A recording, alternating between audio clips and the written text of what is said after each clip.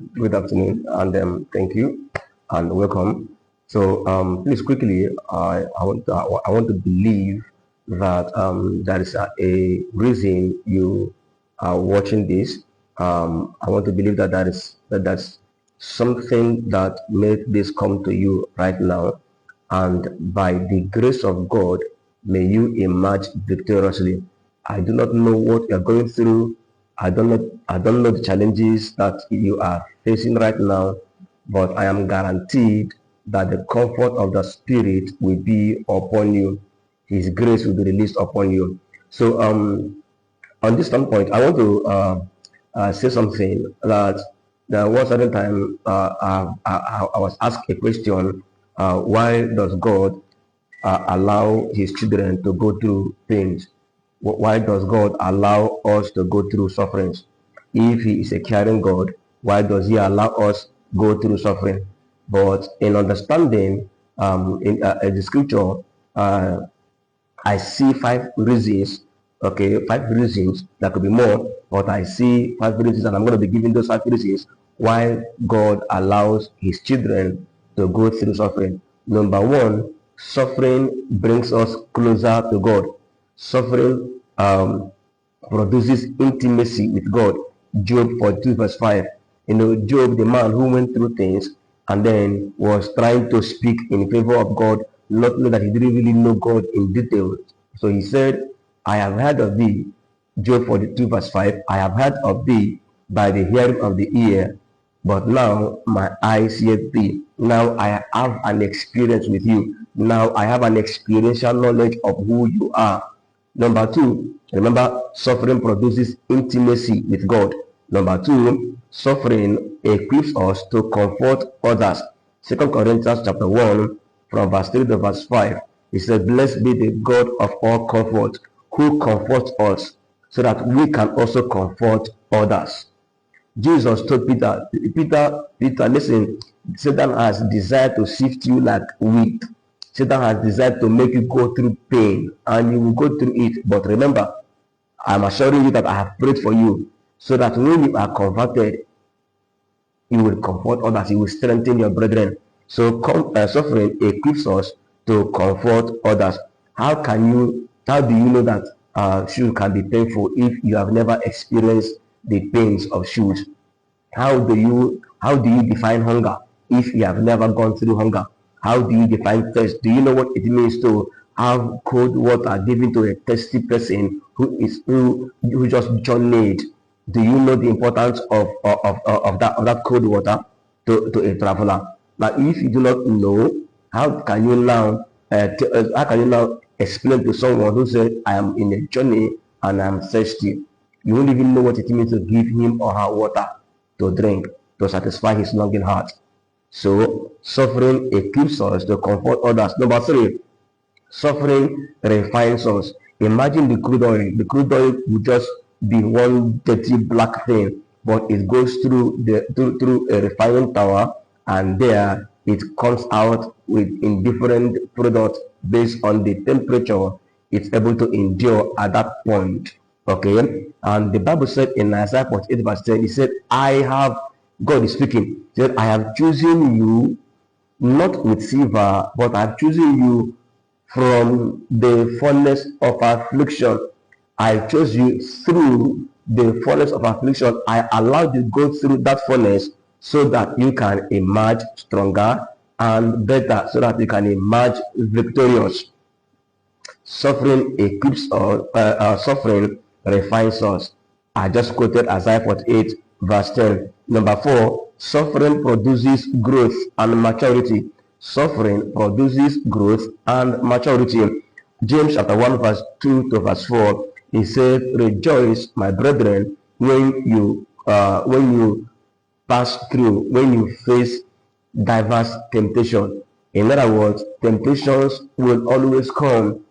Temptations are not bad, but falling in temptation or failing in temptation is one that is not nice, it's not good at all. But even though you have fallen, you can still return again. That is one thing I know about the Father.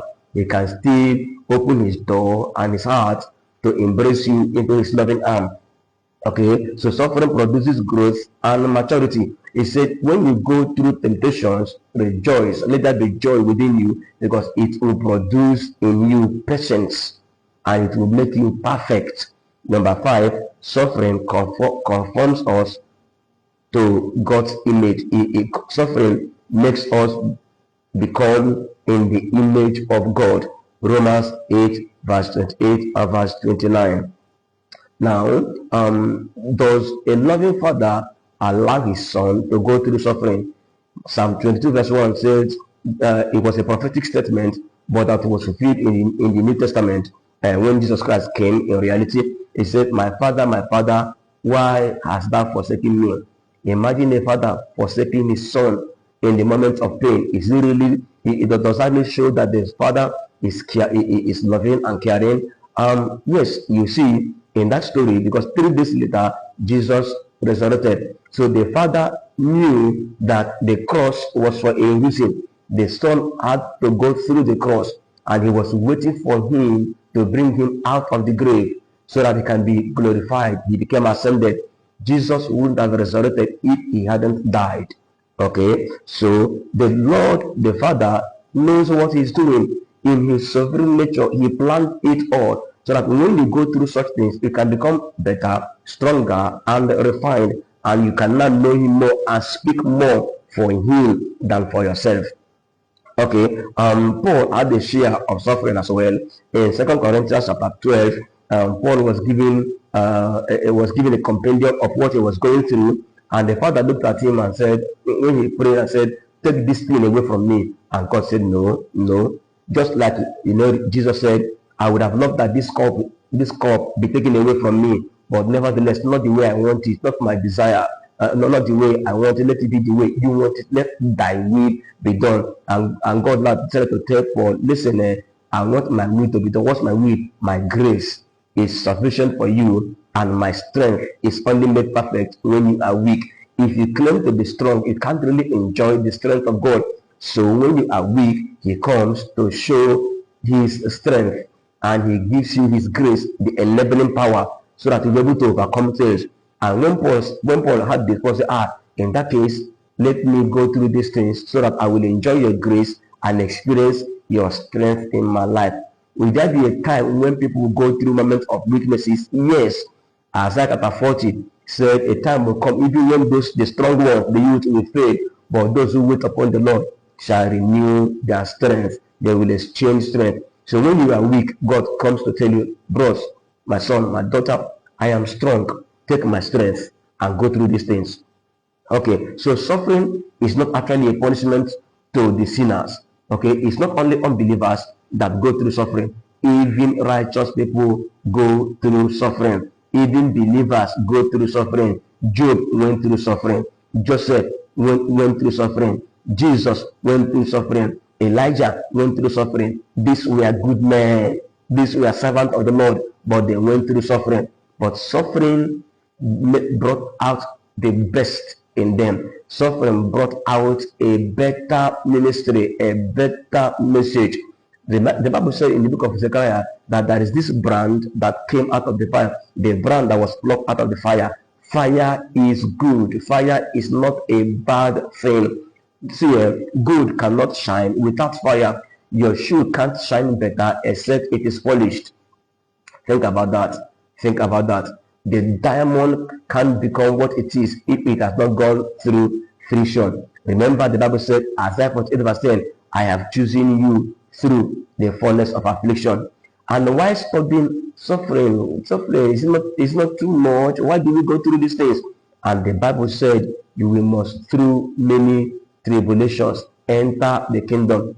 We are entering the kingdom through. There is a kingdom we are going for. There is a desire we want, but we cannot get there except through tribulation. Hence, the purpose of this message is the passages. I am talking about the passages, pathway to the summit. For you to climb to the pinnacle of victory, you must go through things. And now this introduces me to what is called, to what I want to call crisis. Why do we go through crisis in life? Must we go through crisis? Yes. What is a crisis? A crisis is a moment of change, loss of a job. When you relocate, it introduces certain changes in your life that makes you go through things. These are necessary things. When, in fact, do you know that even the birth of a baby in a family introduces certain changes, certain changes, because they begin to know how do we manage our finances, or how do we pay their fees, so that is a change. Now, the purpose of that change is to make you a wiser person in management of God's resources or your own resources. Crises are good. Okay, why did I say so? Ecclesiastes chapter 3, from verse 1 to verse 8, gave several points of changes that people go through. Okay, he said there is to everything under the heaven, there is a time, and that's a time and season for everything. Okay, there's a time to be born. Today is my birth. Happy birthday to me. Okay, pray for me, please. So there's a time to be born. There's also a time to die. There's a time to plant, and there's a time to pluck up that which is planted. I know we don't like those parts. We only like the good part. Okay, that's a time to heal, yes, but that's also a time to break. That's a time. Sorry, that's a time to kill. That's a time to build. We like to build, but that's also a time to break up that which has been built.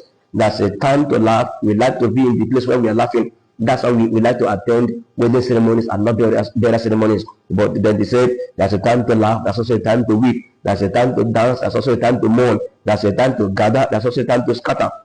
That's a time to embrace, and that's also a time to refrain from embracing. That's a time to get, and that's also a time to lose. For example, I think on Monday I was going to work and I lost my airport. It just I left it from the vehicle and it just disappeared. Okay, we don't want to lose anything. We always want to get and to get and to get. But the Bible is saying in life, there's a time to get, there's a time to lose, there's a time to keep, there's also a time to cast out. There's a time to sue, there's a time to rent, there's a time to love. We like to love and to be loved, but there's also a time to hate.